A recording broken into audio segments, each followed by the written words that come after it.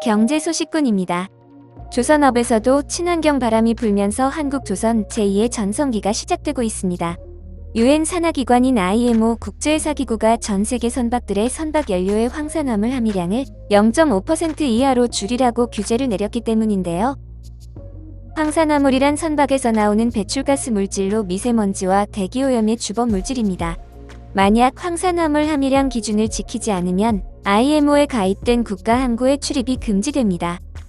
또 황산화물 함유량이 0.1%가 넘는다면 ECA로 지정된 북유럽 해역과 북미 주변 바다를 다닐 수도 없습니다.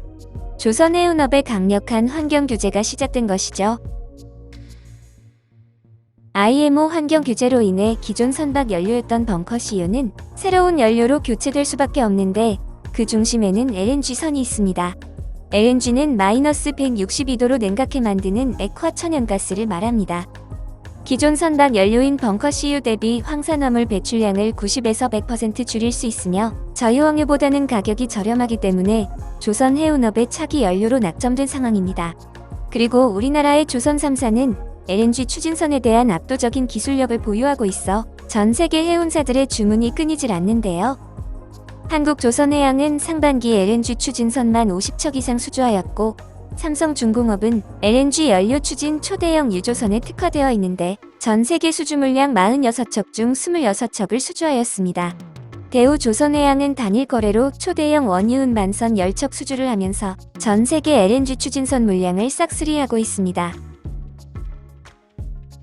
2019년 3월 현대중공업그룹은 산업은행 산하에 있던 대우조선해양을 인수하기로 결정합니다. 대우조선해양은 대우그룹에 속한 조선사였으나 지난 1998년 IMF 당시 대우그룹이 해체되면서 산업은행이 보유하고 있었는데요. 산업은행은 현대중공업그룹에 대우조선해양을 넘기기로 하면서 20년 만에 민영화가 결정됩니다. 우리나라 정부는 대승적 차원에서 국내 조선산업 발전을 위해 빅딜을 단행하기로 했지만 발표한 지 3년이 다 돼가는데 최종 인수가 이뤄지지 않고 있는데요. 두 회사의 인수합병 마무리 시점은 작년 9월입니다. 하지만 1년 넘게 지연되는 이유는 바로 경쟁국들의 기업결합심사 승인을 따내지 못했기 때문인데요. 각 나라들은 인수합병을 통해 독점을 행사할 우려가 있는 기업에 대해 규제하는 절차가 있으며 그중 하나가 기업결합심사입니다. 기업의 합병은 국가 차원에서 승인을 해줄 때만 가능하다는 것이죠. 그렇게 현대중공업그룹과 대우조선해양의 인수합병이 성사되려면 6개국의 기업결합 승인을 받아야 합니다. 현재 중국, 카자흐스탄, 싱가포르에서는 승인이 된 상황이지만 유럽연합과 한국, 일본에서는 아직 승인이 나지 않은 상황입니다.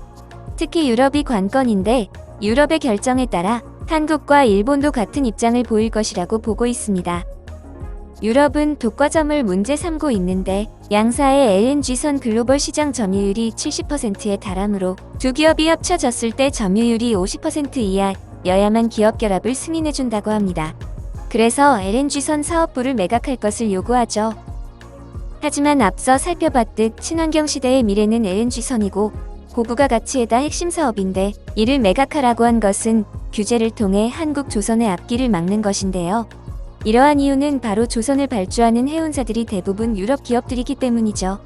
한국 조선들이 출혈 경쟁을 해야 자신들이 유리해질 것이라 판단했다고 보여집니다. 앞서 기업 결합에 승인한 싱가포르는 조선 시장을 단순 점유율로 지배력을 평가하는 것은 말도 안 되고 입찰이 중심이 된 조선 시장에서는 유효 경쟁자의 존재 여부를 더 중점적으로 봐야 된다고 결합에 승인했습니다. 말도 안 되는 생떼를 쓰는 유럽의 반대를 이겨내고 한국조선이 승승장구하길 기원합니다.